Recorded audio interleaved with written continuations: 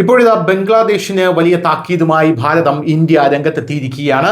ബംഗ്ലാദേശിൽ രാഷ്ട്രീയ സംഘർഷങ്ങൾ വർദ്ധിച്ചു വരുന്ന സാഹചര്യമാണ് നിലവിൽ ഉള്ളത്. അവിടെയുള്ള ഇന്ത്യൻ നയതന്ത്ര ഉദ്യോഗസ്ഥരുടെ ജീവൻ അപകടത്തിലാണ്, അവരുടെ കുടുംബാംഗങ്ങളുടെ ജീവൻ അപകടത്തിലാണ്.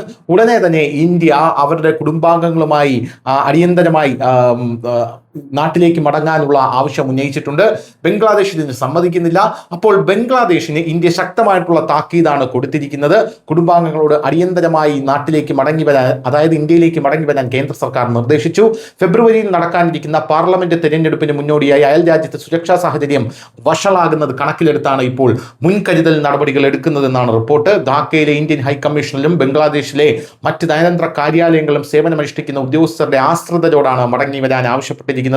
രാജ്യത്തെ നിലവിലെ രാഷ്ട്രീയ അസ്ഥിരതയും പ്രതിഷേധങ്ങളും പൗരന്മാർക്ക് സുരക്ഷാ ഭീഷണിയായേക്കാം എന്ന വിലയിരുത്തലിനെ തുടർന്നാണ് ഇന്ത്യയുടെ ഈ സ്റ്റാൻഡേർഡ് സുരക്ഷാ പ്രോട്ടോകോൾ നടപ്പിലാക്കിയത് എന്നുള്ള റിപ്പോർട്ടുകൾ ഇപ്പോൾ ലഭിക്കുന്നു. ബംഗ്ലാദേശിലെ ഹൈക്കമ്മീഷനിൽ അടക്കമുള്ള ആക്രമണങ്ങൾ ഇന്ത്യ സസൂക്ഷ്മം നിരീക്ഷിക്കുകയായിരുന്നു. ആ സമയത്ത് ബംഗ്ലാദേശിന് ശക്തമായിട്ടുള്ള താക്കീതും ഇന്ത്യ കൊടുത്തിട്ടുണ്ടായിരുന്നു.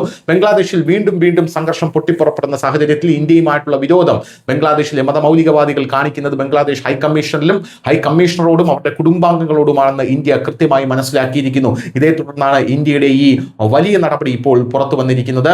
എന്തായാലും ബംഗ്ലാദേശിലെ ഹൈക്കമ്മീഷനിലെ ആശ്രിതരോട്, അവിടെയുള്ള ആൾക്കാരോട് മടങ്ങി വരാൻ ഇന്ത്യ പറഞ്ഞ ഈ ഒരു സാഹചര്യത്തിൽ അതൊരു വലിയ നീക്കമായി തന്നെ ലോകരാജ്യങ്ങളും കാണുന്നു. ഇനി ബംഗ്ലാദേശിലെ ഹൈക്കമ്മീഷനെ തൊട്ട് കഴിഞ്ഞാൽ ഏത് രീതിയിലായിരിക്കും ഇന്ത്യ പ്രതികരിക്കുക എന്നുള്ള ചോദ്യമാണ് ഇവിടെ ഉയർന്നു വരുന്നത്. News desk, news India Malayalam.